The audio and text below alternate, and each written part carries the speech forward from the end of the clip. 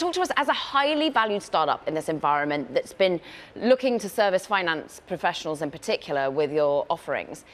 How have you managed to deal with the rapid uptick in people wanting to be on board? What's the SVB fallout been like? Yeah, absolutely. So first, thank you so much for having me on the show. It's been honestly one of the craziest weeks of my professional career of everything that's happening, and something sad for the technology industry. We definitely signal our support to SVB and hope they have a successful outcome with the regulators. What happened was, since the fallout, I think a lot of customers moved from wanting to have a relationship with one bank to wanting to have multiple relationships. And I think Brex, as kind of like another company that is startup friendly and knows the startup market, has been one of the, I would say, most common choices for startups wanting to diversify their funds, from keeping maybe some on SVB, some on Brex, and some on some of the big banks as well. So we've been seeing a lot of inflow of deposits and new customers because of that. Henrique, I asked this to the Pilot CEO yesterday, again, another company servicing largely startups in the space. Do you worry about your own consolidation of the types of people that you're offering your products to?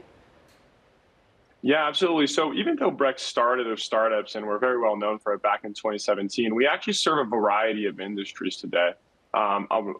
We serve media companies and, beer companies, CPG. So we have a pretty diversified industries in our products. And because we're not a bank, right, we're not susceptible, I would say, to bank runs because we're a cash management account. So I'm not super worried about the same problems that the banks are having because we are not a bank.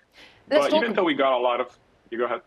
Well, no, Henrique, let's talk about what you are. Let's talk about what in particular the Empower platform is, because it's cards, it's expenses management, but it's also travel now. This is a new iteration, a new announcement that you've got. How hard is it to iterate, to bring new offerings to the table when you're also trying to onboard like mad?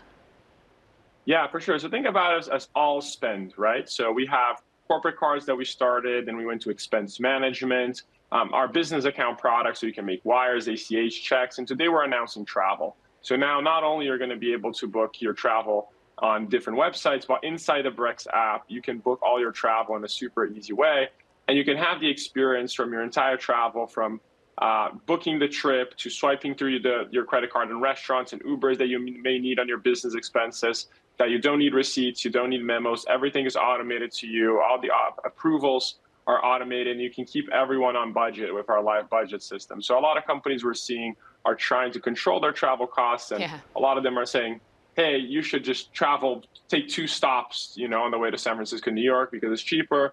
We're saying don't do that. Give accountability to your managers to actually choose the trips that they let their teams do and keep everyone on budget. What are you seeing with your clients in this macro environment? We're thinking of the Fed today. We're thinking of, financial issues in terms of, the conditions are contracting in many ways. Are you seeing that from your client perspective in terms of they trimming their costs? Absolutely. And I think that's, a net positive for our industry. I think everyone is learning how to do more with less and using even more technology to learn how to do more with less, right? And I think a lot of the AI revolution, for example, that we're seeing with generative AI, we announced an AI product also a few weeks ago that you're going to be able to ask any questions you would want to the finance team and have an AI respond to you. Can I buy this? How do I buy this? Where do I get this approved? How on budget? I'm spending too much on this. These are all questions that would take up the finance team to go and do reports and now can be answered by an AI, right? So I think this part of doing more with less is something that is actually going to be really positive for the technology industry, which was a little bit, bloated over the last few years because of the excess money. And I think it will be super positive. And a lot of our products are helping companies do that, like I mentioned, with our travel products and the live budgets.